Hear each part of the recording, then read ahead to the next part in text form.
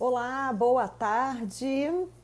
Estamos ao vivo, mais uma live da OAB Resende. Vamos aguardar enquanto o pessoal entra aqui.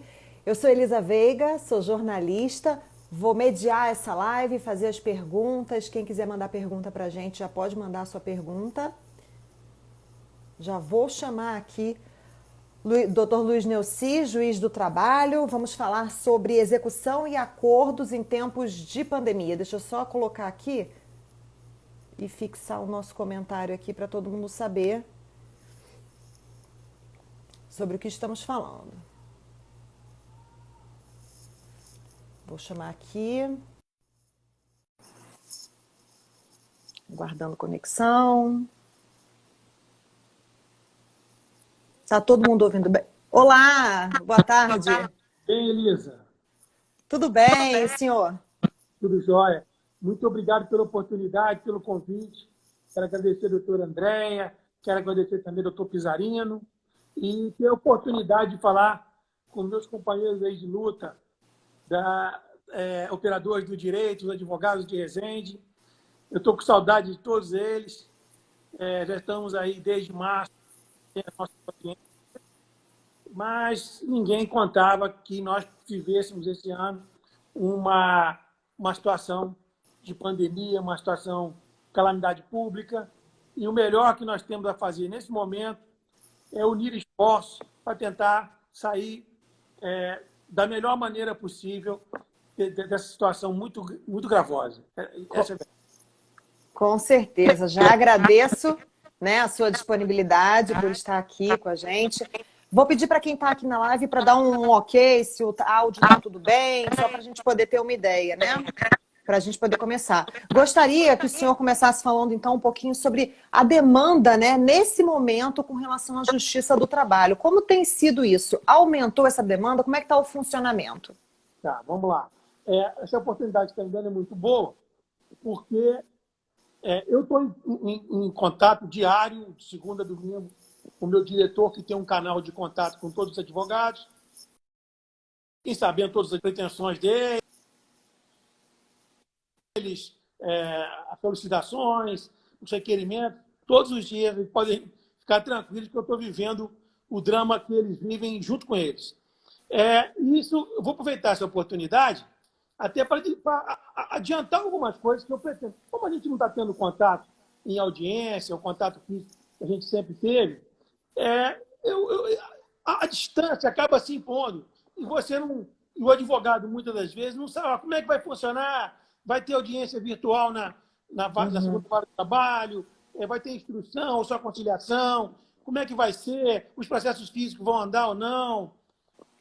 São realmente indagações importantíssimas, seríssimas, até porque por trás de todos essas preocupações, nós temos aí o sofrimento de empresas e de trabalhadores que realmente se sentem desamparados com a falta de acesso ao judiciário trabalhista. Então, é natural que haja essa insegurança, é natural que as pessoas, o cidadão e, consequentemente, o advogado, fiquem inseguros. Então, essa oportunidade também que eu estou tendo de participar hoje aqui, além de tratar especificamente da questão da execução e, mais especificamente ainda, da questão envolvendo os acordos celebrados antes da pandemia e o seu cumprimento ou não, e a exigência ou não da cláusula penal constante nesses acordos, eu queria aproveitar para adiantar algumas coisas. Tá? Vamos lá. Nós tivemos, de início, uma paralisação total dos atos processuais. Depois nós tivemos uma flexibilização com o trabalho virtual. Então, nós focamos, a nossa vara, nós focamos em expedição de alvarás, botar dinheiro na rua, enfim, situações que poderiam minorar as agruras que as pessoas, os cidadãos, sejam empresas, sejam trabalhadores, estão passando. Sim. E depois disso, agora nós vamos ter que enfrentar um outro desafio, que é o desafio dos processos de conhecimento, que é as famosas reclamações trabalhistas serem contestadas, instruídas e julgadas na primeira instância. que é o nosso caso. Uhum. Ora, em princípio, em razão da situação de fechamento quase que total, nós adotamos muito o Código de Processo Civil, o artigo 335, e deixamos um pouco de lado o princípio da oralidade. Por que isso? O princípio da oralidade ele é importantíssimo no processo do trabalho. Ou seja, a prevalência da palavra falada sobre a escrita, a concentração dos atos processuais em audiência e a imediatidade na colheita da prova e da entrega da prestação jurisdicional da sentença são importantíssimos. Agora, é tudo que não se pode fazer num momento de isolamento social. Então, isso quebrou especialmente a Justiça do Trabalho, calcada no princípio da oralidade, quebrou fundamentalmente o nosso processo de conhecimento. Com base nisso, eu passei a usar o Código de Processo Civil, contestações feitas direto no processo, ao invés de abertas na audiência, porque nós não temos mais, pelo menos esse ano, já tem determinação que este ano não teremos audiências presenciais. Depois disso, a partir de maio, surgiu aí a autorização de realização de audiências telepresenciais. Tá? E que nós vamos ter que quebrar um paradigma, porque a gente tinha uma realidade completamente diferente. Sim. 20 audiências por dia, aquele tudo lotado, Sim. as testemunhas, prepostos, reclamantes, advogados. Você passava na sala da vara do trabalho, aquilo estava lotado de segunda a quinta-feira. Ora, isso não vai poder acontecer mais. Sim. Então, o recurso tecnológico da audiência presencial, telepresencial, vai nos ajudar muito. Mas nós temos que ter cuidado também para não confrontar outros princípios, como o devido processo legal, o contraditório, a ampla defesa. A gente vai ter que pesar muito isso aí.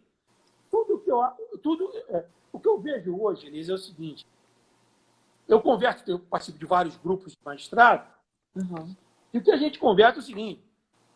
Cada um faz uma coisa. Aí você vai me perguntar, mas quem está certo, quem está errado? Ninguém está errado. Porque numa situação dessa, em que os princípios, as premissas estão de cabeça para baixo, você tem que também, nos princípios, Sim. E, a partir deles, montar uma forma que amenize essa situação que nós estamos vivendo. Sim, é uma situação atípica que está todo mundo tendo que se ajustar. É transitória, todos nós desejamos, mas não sabemos. Então, nós vamos ter que retornar. Então, quero avisar os advogados de Resende que, a partir de agosto, nós teremos, a OAB, inclusive, de Resende, nos enviou um ofício, depois de a gente conversar e tudo, nos enviou, solicitando para que não fosse adotada a audiência telepresencial. Se na forma que o advogado tem de fazer o ato da audiência de uma maneira que não prejudique a sua defesa, que não prejudique a sua produção de provas, né? Isso eu acho muito razoável. Só que também nós não podemos deixar ad eterno nos processos parados. Porque ficou agora 2 meses, 4 meses, agora até o final do ano. E quem tem o clamor por justiça não pode ficar esperando para sempre. Sim, já tem até uma pergunta aqui, ó. Boa tarde, minha maior preocupação é quanto à oitiva de testemunhas. Sim, vamos lá então. Então, veja bem. Isso aí também não é só de quem perguntou, não. É de todo mundo. Né? Mas, olha só, em princípio, então, o primeiro ponto que eu quero deixar claro é o seguinte.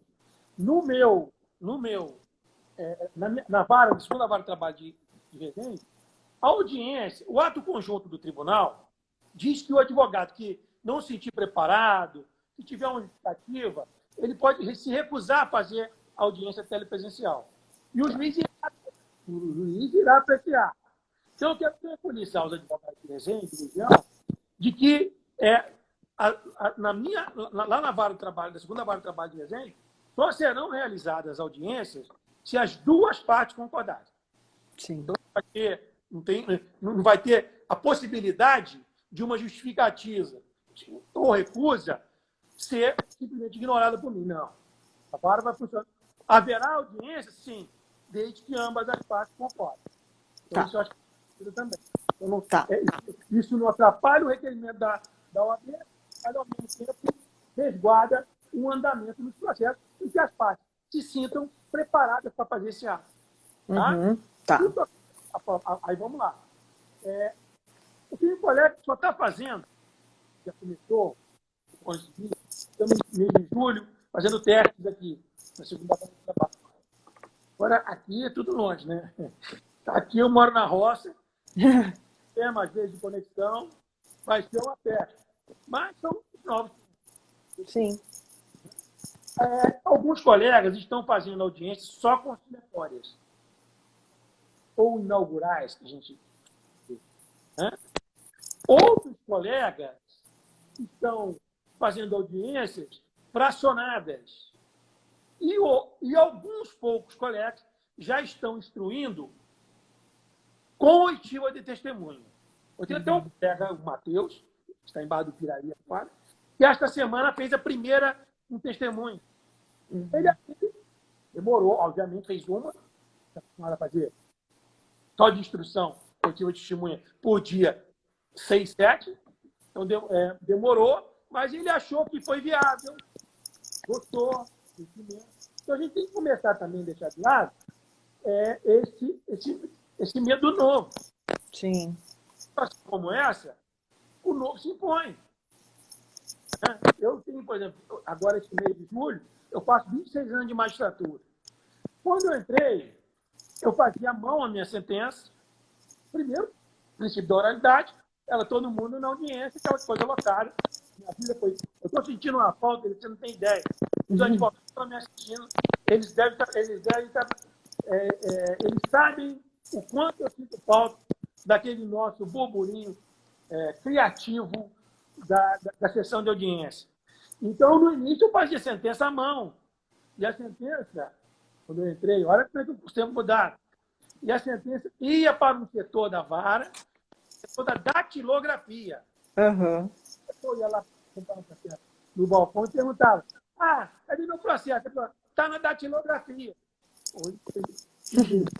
Nem existe mais datilografia. Depois eu comprei um computador e tinha que uma carta certa. Uhum. Depois de carta certa, aí você tinha que imprimir tudo direitinho. Ou seja, aí depois veio PJE. Mas será que vai funcionar PJE? Puxa, eu estou acostumado a papel. Tudo você se adapta. A gente vai se adaptando à necessidade, não tem jeito, né? Mais, um pouco menos. Isso. Pega mais rápido, que é fácil. Tá. Não é produtora aqui, a Carla, minha mulher, eu não ia conseguir nem falar com você aqui, que não tem nem Instagram. Mas o que acontece? A gente vai ter que adaptar. Claro. Olha só, eu tenho várias perguntas já que mandaram. Vou tentar ler ao maior número possível. Aí eu já peço para quem estiver assistindo também que puder mandar a pergunta no campozinho da pergunta, lá embaixo tem uma interrogaçãozinha. As pessoas podem botar a pergunta ali, que ela não vai se perder nos comentários, tá bom? Eu vou começar então perguntando o seguinte: os advogados que se enquadram no grupo de risco terão suspensos os processos de execução em que patrocinavam? Olha, veja bem, se você não tem necessidade de ato presencial, não vai haver qualquer questão. Eu não conheço nenhuma determinação ou até mesmo recomendação nesse sentido. Então, não. O ato presencial, como até o final do ano ele já está vetado, então as execuções seguem normalmente. Tá. Eu vou entrar falando um pouquinho de execução. Pode ser. Pode. Então, responda alguns outros, né? Uhum. Nossa execução, em princípio, como eu te falei, nós focamos naquele processo, que era um número bem considerado, que estava no momento já de finalização e expedição de alvará, Uhum. para que o executante receba o seu valor. Né? Enquanto ele não recebeu o valor, não resolveu nada, entrou na justiça, ganhou lá uma sentença bonita, não paga uma compra no mercado, não é verdade? Então, nós precisávamos disso. O que nós fizemos? Concentramos esforços, então, ajudou. Isso diminuiu um pouco a angústia dos próprios advogados. Sim. Foi colocado dinheiro, né, na praça. E depois nós tocamos com as limitações. Depois nós temos. Sim. Nós conseguimos tocar a nossa execução como antes tocávamos.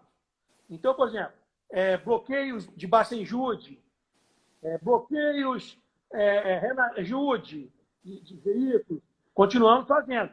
O número, que é um número inferior, até em razão de questões de aparelhamento. Por exemplo, o juiz e o funcionário na residência não consegue fazer em lote, então faz um número menor. Então, diminuiu um pouco a produtividade. Eu acho que tudo vai ser com a tecnologia. Tá? Uhum. Não paramos a execução, ela continuou. Está mais lenta, mas continuou. Temos problemas seríssimos. Por exemplo, processos físicos antigos. Os processos foram todos migrados, com algumas exceções, para o processo eletrônico. Uhum. E a gente pode trabalhar à distância. Mas os processos físicos? Esses não tem jeito. Tá. Nós estamos guardando ainda posicionamento superior de CNJ, TST e o próprio Tribunal Regional do Trabalho da primeira região, no sentido de repente, fazer uma outra migração, para não ficar parado 6 meses. Tá. A parte não tem acesso ao processo físico para constar. Você está fechada. Pois bem, há processos que são híbridos. Tem essa pergunta aqui até. Eu não sei se as pessoas conseguem ver que a gente vai responder. Ó. Os processos híbridos, tem alguém perguntando isso. Então, esses híbridos, você tem uma parte que era física, migrou para uma parte que agora já é eletrônica. Nos atos que nós consigamos praticar sem utilizar o processo físico, nós vamos continuar o processo, vamos continuar a execução até o final. Tá. Suponhamos que nós precisamos examinar documentação, para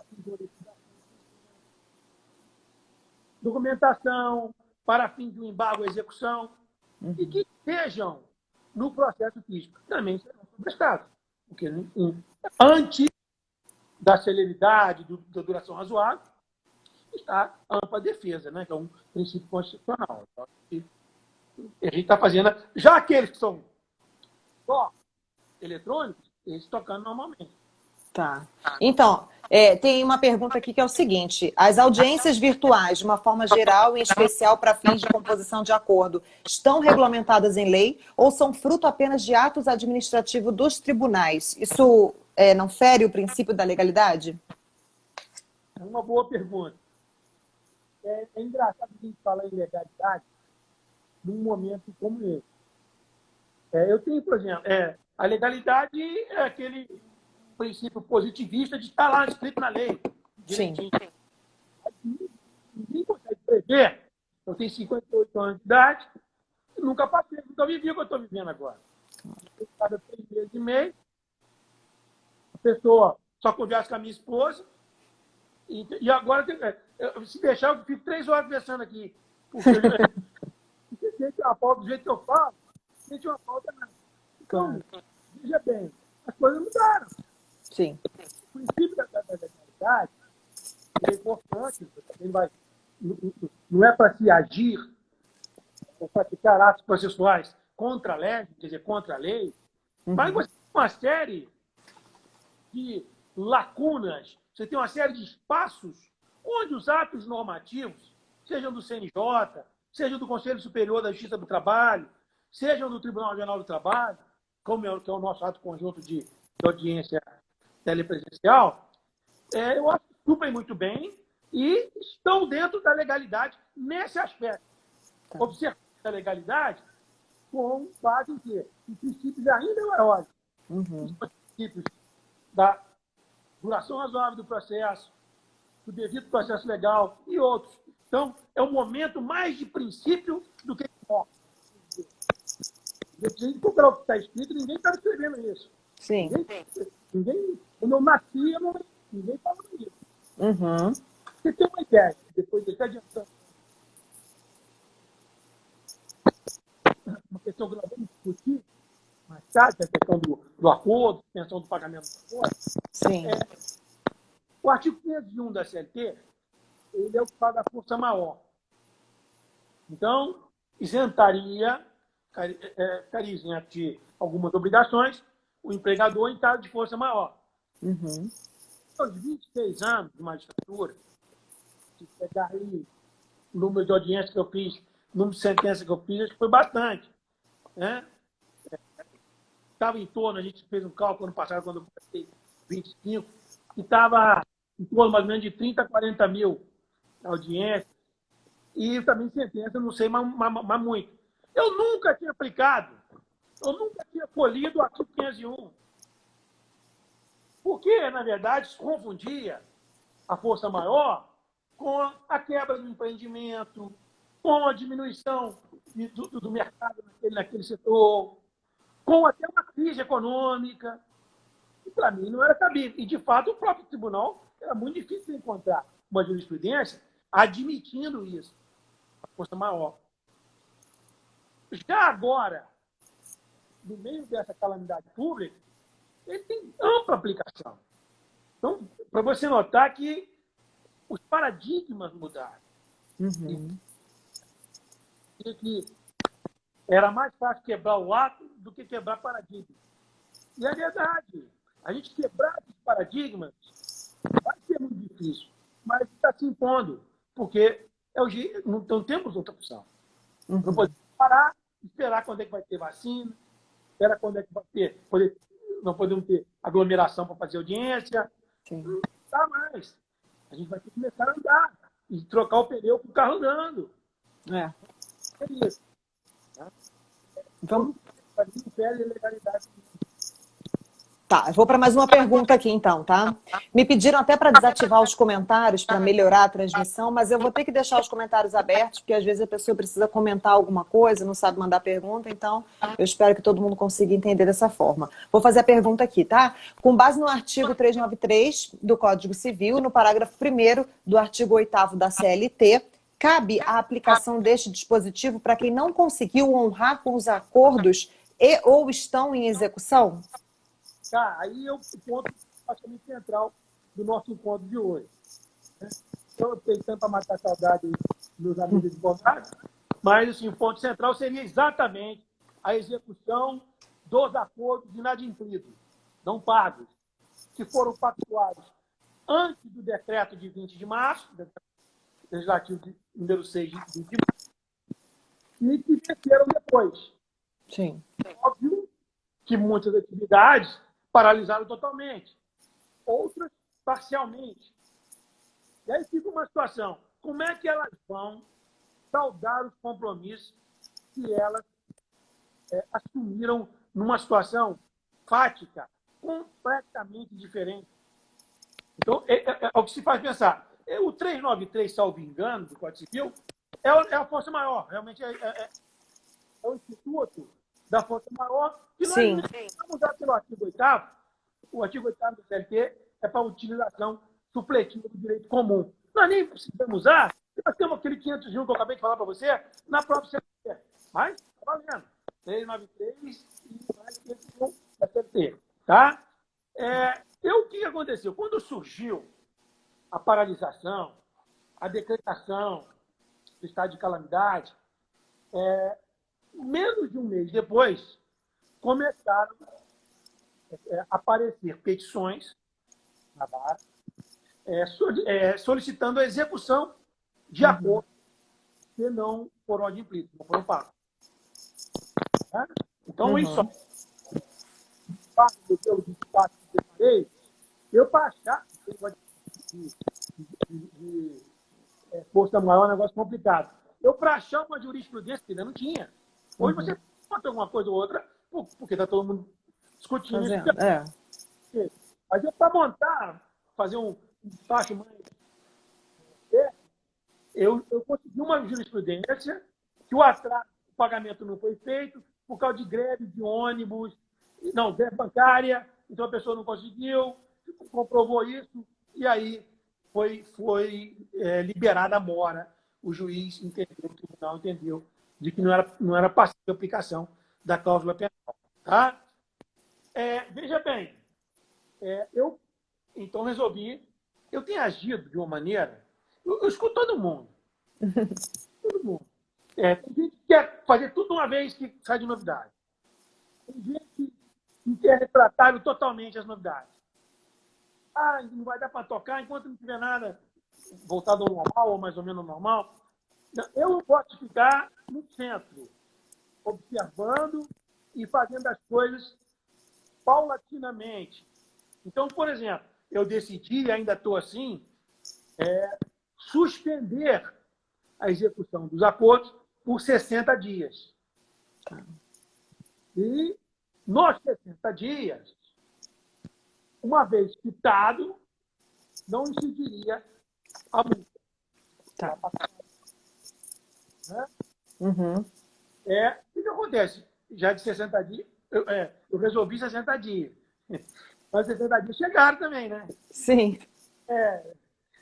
Eu não sabia, porque a gente não está sabendo como é que é assim. Como muita coisa a gente não sabe. Claro. Eu acho que uma coisa, você colocar e falar, até 31 de dezembro, não sei. Eu acho que são soldados, a gente talvez consiga antecipar alguma coisa. Tem, infelizmente, talvez estender, mas eu acho que eu gosto de trabalhar assim, lá na minha cidade judicante, administrando o imponderável de uma maneira ponderada. Sim. Estou fazendo exatamente isso. Então, o que eu fiz? Estou renovando 60 dias, já renovei 60 dias. Tá? Pretendo, depois dessa renovação, exigir da parte que não está pagando um demonstrativo contábil, provas de que a situação realmente atingiu a empresa de certa maneira que ela não está pagar. Mas aí nós temos uma questão agora de natureza legislativa. Tá? O que é? Na medida provisória 927, mandada ao Congresso Nacional, o que acontece? Que cuida das relações trabalhistas em tempos de pandemia. A Câmara Federal inseriu no artigo 30 o texto, que agora vai para o Senado, o texto dizendo que os acordos estão suspensos de pagamento até 31 de dezembro. Aí já surgiu uma outra discussão. Sim. Porque a discussão agora qual é? Essa medida provisória seria constitucional? Quer dizer, depois vai virar lei? Seria constitucional? Complicado, porque o acordo, o termo de conciliação trabalhista, é uma sentença. E é a forma do artigo 831 da série, que ela transita imediatamente em julgado. Então, nem para as partes não cabe nem recurso. Então, o que acontece? Você estaria, através de uma lei posterior, ferindo a coisa julgada, que é uma cláusula pétrea da Constituição Federal. Então, ainda tem essa questão da constitucionalidade ou não. Esse texto. Dá para entrar como texto legal. Então, está uma discussão grande a respeito disso. Alguns entendem que não feriria a coisa julgada porque tão somente está suspendendo a exigibilidade do título judicial. Tá? Não invalidando, não extrapolando. Mas veja bem, tudo aí, vou falar um pouquinho da parte doutrinária da coisa. Eu acho que tudo depende muito de como você vê o termo de conciliação. O termo de conciliação, eu acho um instrumento fantástico. Eu sempre fui um entusiasta da conciliação, porque a conciliação ela produz muito mais paz social do que a sentença proferida pelo juiz. Né? Por que ela produz? Então, ela é uma solução aceita. Ela não é uma solução imposta às partes. Uhum. E a Justiça do Trabalho, eu fiz 35 anos, a Justiça do Trabalho sempre privilegiou a conciliação. Tanto que na Constituição de 88, antes da emenda 45, que aumentou muito a nossa competência, aí mudaram essa parte do texto. Ela começou em 114, falando sobre a competência da Justiça do Trabalho, o seguinte: compete à Justiça do Trabalho conciliar e julgar, aí vinha as competências. Então, ela botava, até na Constituição Federal, a expressão conciliar antes do julgar. Sim. Daí a importância desse instrumento maravilhoso, que é o termo de conciliação. Né? Então, e aí o que nós vamos fazer? Ele foi pactuado. O conselheiro fez um acordo, pedido era de R$20 mil, e aí a parte pesou o risco da demanda, a parte pesou o tempo da demora do processo, a parte mesma coisa, os custos, poder ficar mais caro depois, e chegou-se a uma conclusão de R$10 mil em 10 parcelas de 1.000. Não é uma grande empresa, é uma empresa pequena. Então, o autor aceitou, a empresa também, nesse ponto, conseguiria pagar, e nós lavramos, então, o termo de conciliação. No momento que ele foi lavrado e assinado pelas partes, ele não tem nem recurso para as partes. Ele já transitou imediatamente julgado. Exatamente essa coisa da paz social que ele traz. Ele não... Cada um vai cuidar da sua vida. Então, o tema de conciliação é uma sentença, mas é uma sentença anômala. O normal de uma sentença é recorrível. Alguém não aceitou,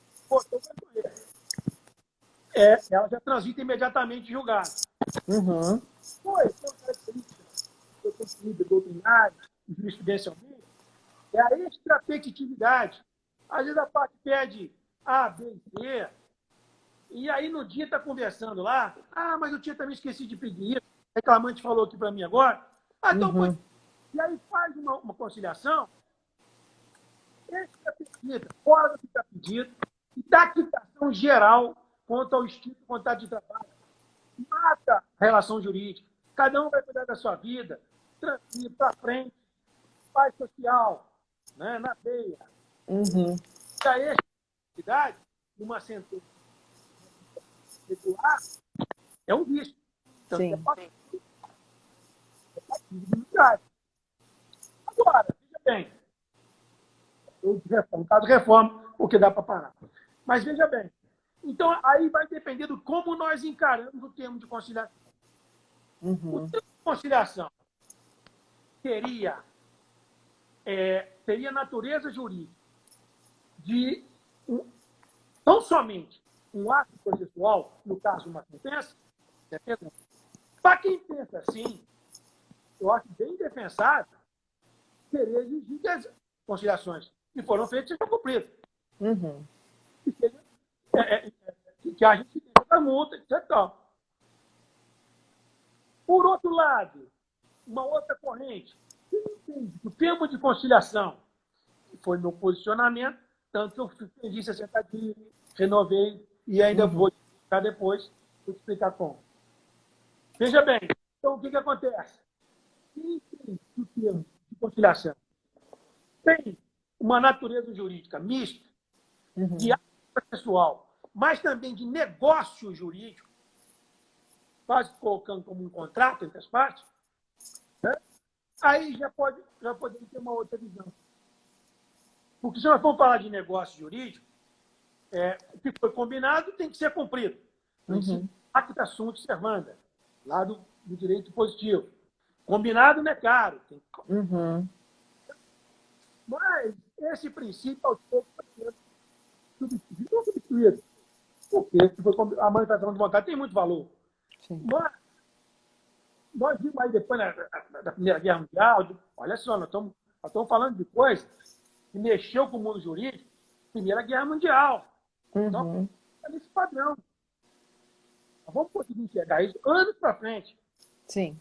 E agora, então, mais um alerta que eu faço, para ter muita parcimônia, muita cautela ao examinar o instituto e praticar os atos processuais.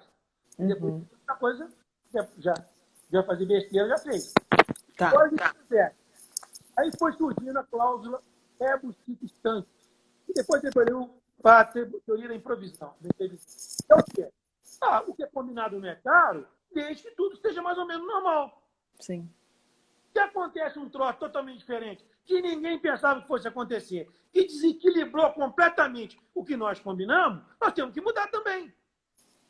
Então, é exatamente em cima da teoria da imprevisão, que é aplicada aos negócios jurídicos, que aí, se você tem esse posicionamento, você pode fazer com que o termo de conciliação sofra essas alterações, tá? Em nome da imprevisão,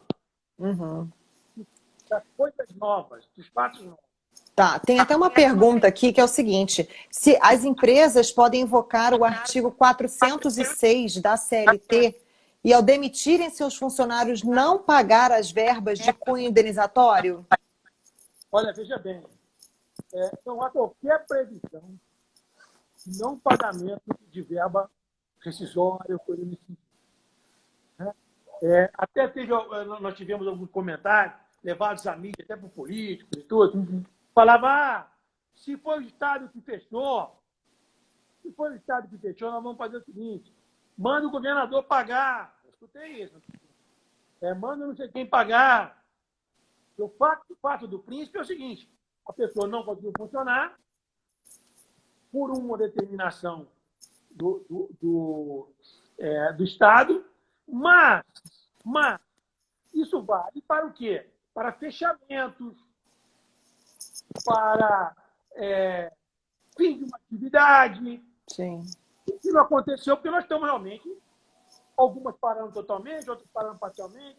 Nós não temos como aferir tudo isso. Eu até acho que nós vamos ter problema na hora, quando nós voltarmos, em alguns tipos de atividades.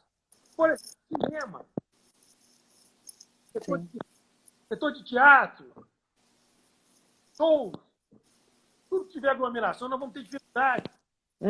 Com certeza. Em princípio, não há qualquer isenção Tá. de qualquer verbo, seja de natureza salarial, seja de natureza indenizatória. Tá.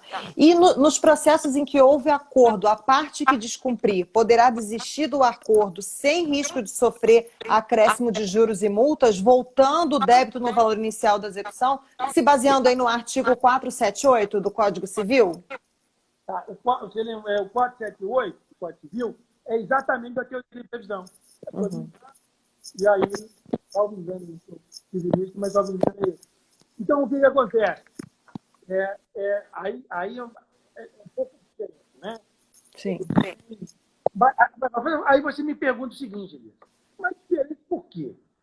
Se nós estamos falando de um lado que ele, na verdade, combinou de pagar todo dia 15, a partir de 15 de abril, R$ 1.000, não pagou e não aconteceu nada com ele, por que eu não posso que o reclamante fale, olha, eu aceitei aquelas 10 de 1.000, naquele nosso exemplo anterior, porque eu queria receber agora.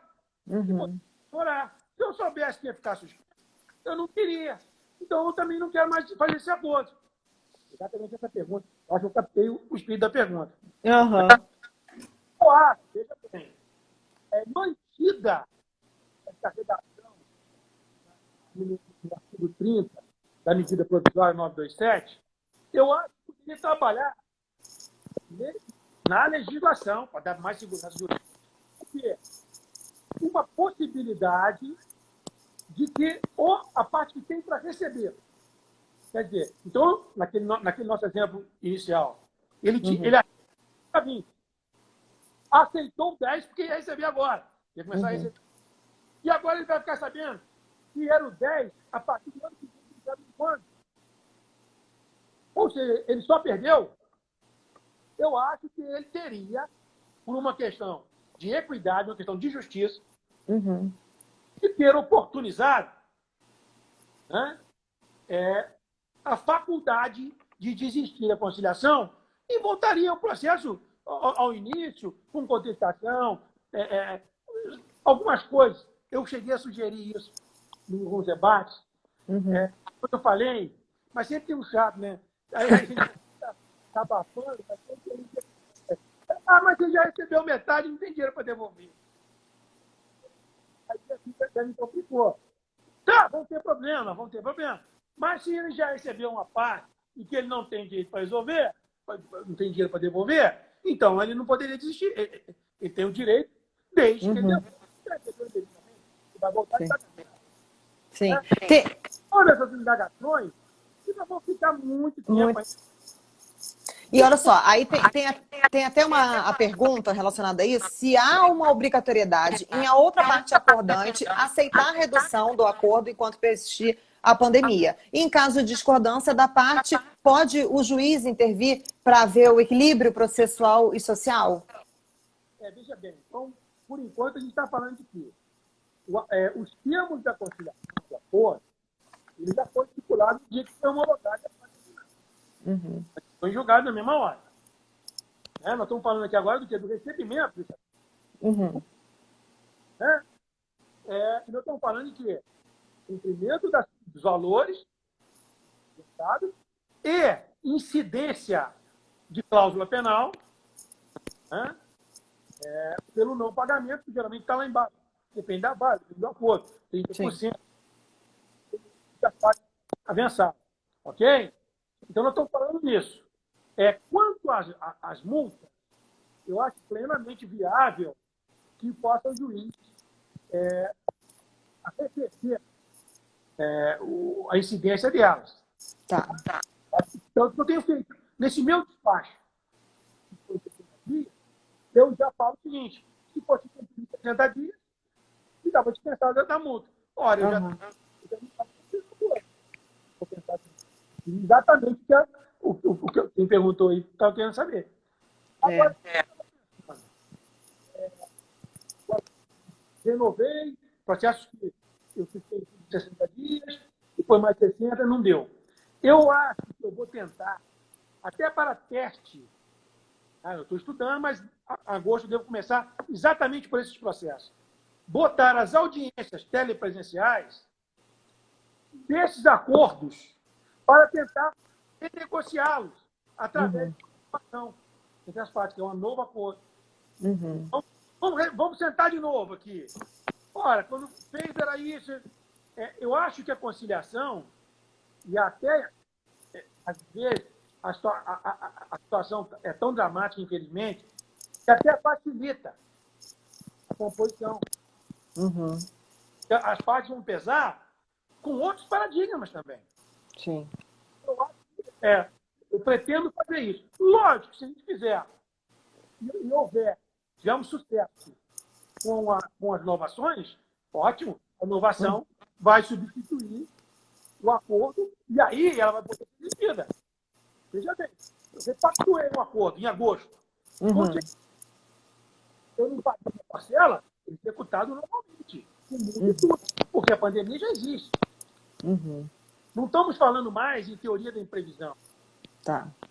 Quem fez acordo de 20 de março para cá, não tem essa possibilidade de ter... A doutora Andréia, presidente da OAB Resende, disse que já está preparando sala para audiência por videoconferência. Muito bom. E vamos focar no início, bem para esse lado das inovações. Sim. Então, as renegociações de acordo que não foram adimplidos à primeira vista, realmente, pela total impossibilidade financeira, o que está ruim para todo mundo. A verdade é essa. Mais uma pergunta aqui, nos processos de execução em que a parte foi intimada a pagar antes da declaração da pandemia, agora ela poderá pagar pelo valor nominal, já que assim ela não teve culpa da paralisação, vamos dizer? Não tem nada sobre isso ainda não.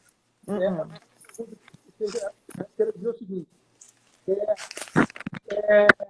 com a pandemia, juros de mora e atualização monetária serão cobrados normalmente?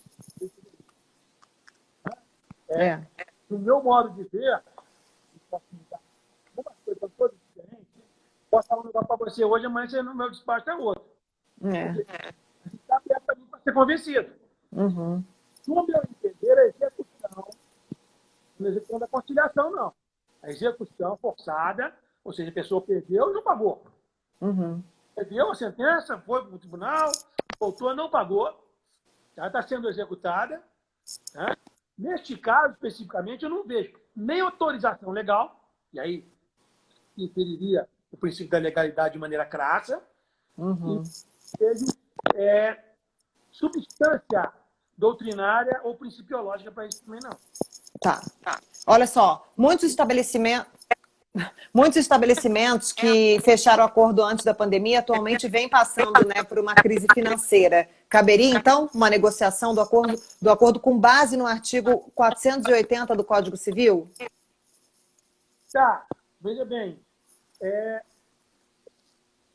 Em princípio, é no mesmo capítulo lá do imprevisão e tal. Em princípio, o que está acontecendo?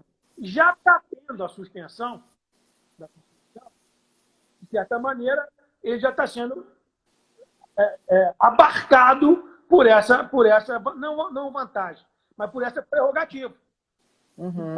Pode não pagar.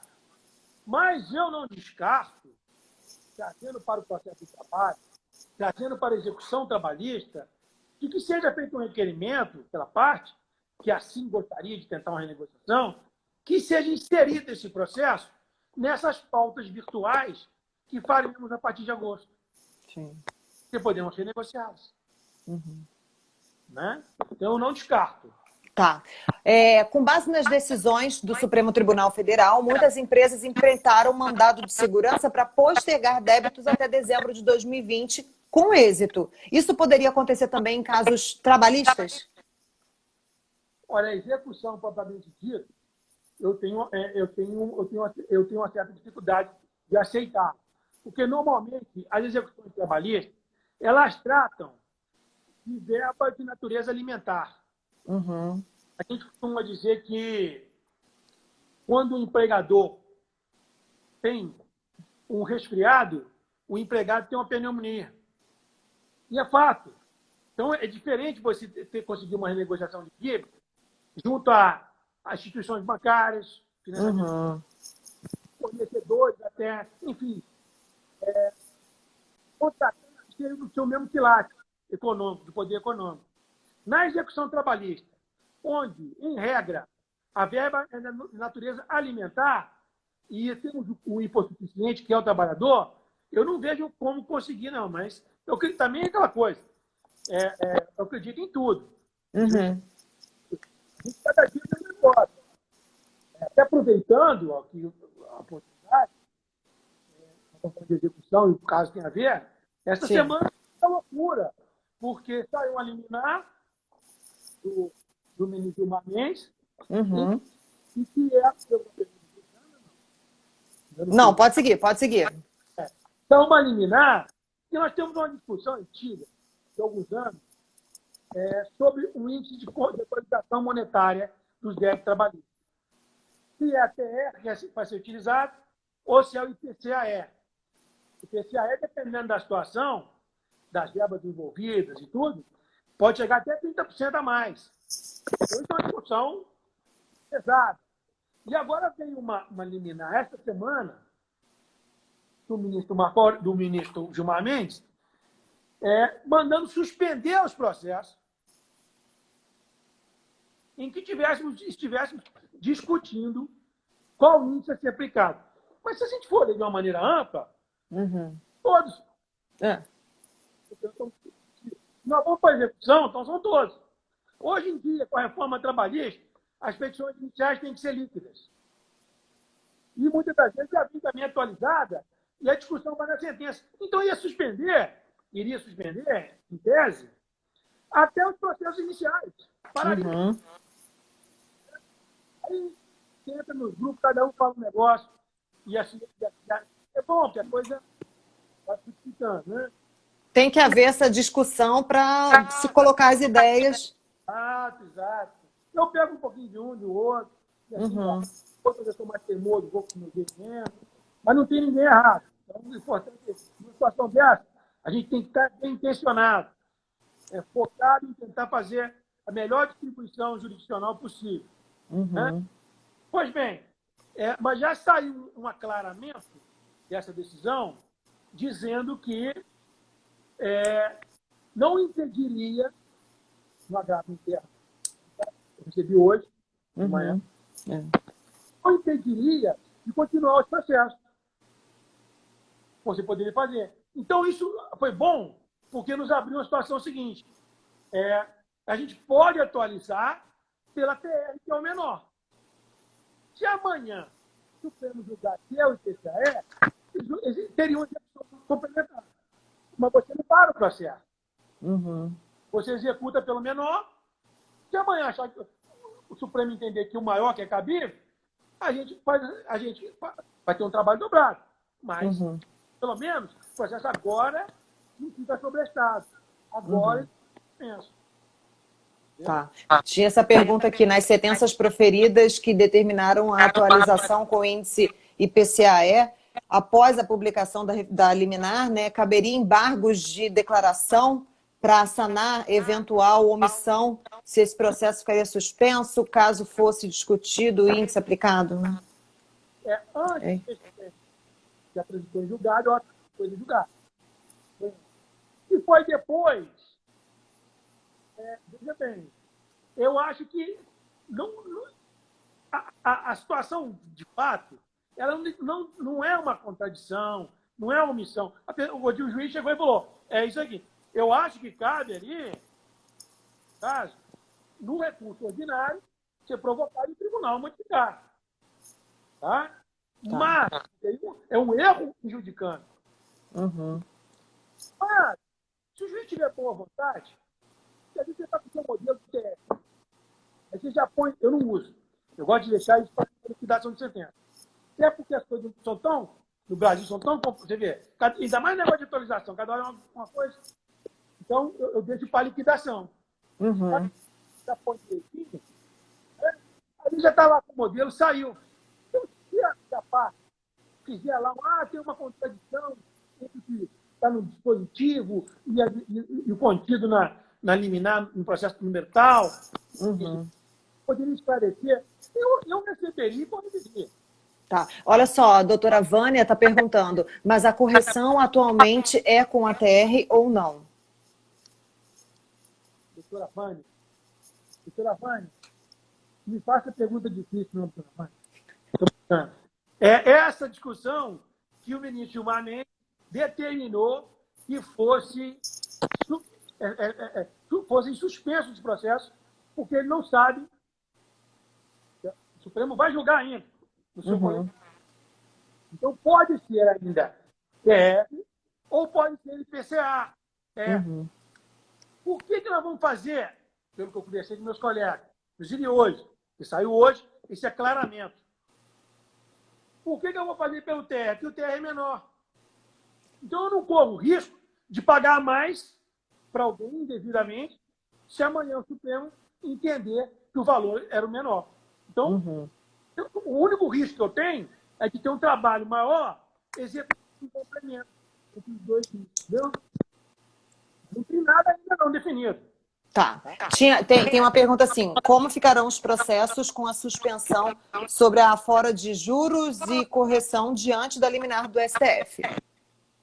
Isso, está desse jeito. Alguns, por exemplo, antes do aclaramento do que eu recebi hoje, estava mais complicado.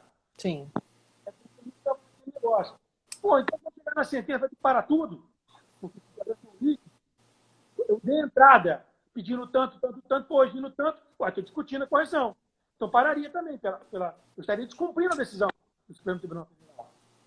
Mas, com o aclaramento, fica mais tranquilo, porque você pode executar ou só o principal, alguns colegas não vão fazer isso, ou o principal e a correção com a TR, que é o que eu vou fazer,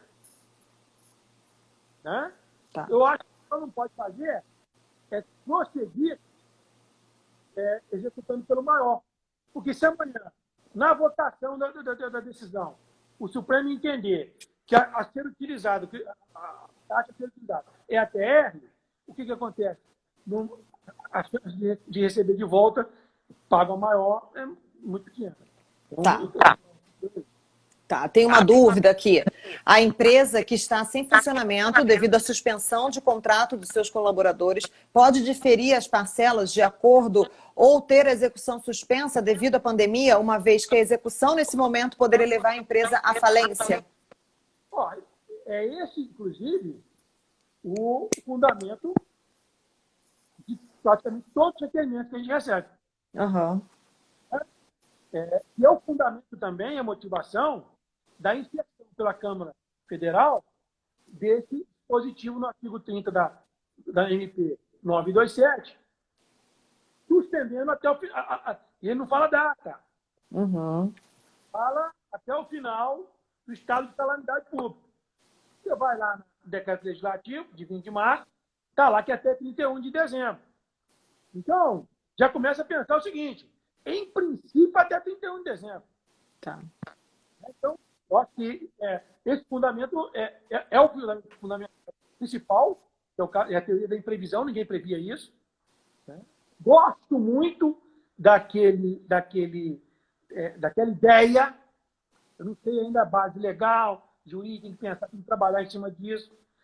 Gosto muito da chance da parte reclamante poder desistir do acordo, porque fica uma coisa para os dois lados. Né? E também acho que vai ser fundamental a gente marcar essas audiências de renegociação, Sim. repactuação, porque as coisas estão totalmente novas agora. Tem até uma pergunta, uma dúvida sobre os acordos firmados antes da pandemia. Eles podem ser revistos de forma a aumentar o número de parcelas ou reduzir o valor dessas parcelas? Como você tem uma ideia, a própria proposta aprovada na Câmara já é nesse sentido. Sim. Em princípio, não se mexe nas cláusulas. Se suspende a exigibilidade delas. Uhum. Que já está pagando, de certa maneira. Porque a pessoa não está pagando. Né? Agora, o melhor caminho para isso, volto a insistir, qual é? Sentarmos novamente, cada um na sua casa, dessa vez, em diferença de pouco tempo, e renegociarmos. Abrimos a situação da empresa, o trabalhador também fazia suas ponderações sobre as suas necessidades, que não são poucas. Uhum. Enfim, eu acho que o caminho, a palavra conciliação, acho que nunca foi tão importante no mundo do trabalho, de maneira geral, como agora. Olha só, a doutora Andréia está perguntando, as audiências de repactuação já podem ser requeridas? Sim, podem ser requeridas. Os casos concretos já podem ser requeridas. Tá? A gente ainda não sabe como vai funcionar o número de processos por pauta, como é que vai ser a velocidade disso. Uns têm mais dificuldade, outros têm mais facilidade. Mas já pode requerer. Tá. Doutor Luiz Neuci, a gente tem mais 2 minutos só para terminar essa live, senão o Instagram corta a gente. Então, acho que a gente já conseguiu sanar muitas dúvidas, né? Vamos concluir aí nesse 1 minuto e meio, então. Muito obrigado pelo convite. Agradeço aí, Cesarino, Andréia, vocês todos são muito queridos. E dizer para os meus companheiros aí de trabalho, de resenha, os serventuários, os advogados, todos queridos, onde Resende, onde sou titular desde 2003. Então, assim, eu estou com muita saudade de vocês. Eu fico assim, muito triste de não estar podendo encontrar vocês. Mas vai acabar. Vai dar tudo certo. As coisas vão se ajeitar. A doutora Andréia está agradecendo novamente. Eu também agradeço pela sua disponibilidade. Agradeço também todo mundo que ficou aqui na live com a gente. E a OAB Resende está aberta também para novas dúvidas que surgirem. Obrigada, doutor Luiz Neuci. Um grande abraço, foi um prazer. Tchau, muito obrigada. A doutora Andréia botou os advogados de Resende, Porto Real e Itatiaia agradecem seu carinho por nós. Tchau, obrigada. Sim. Tchau.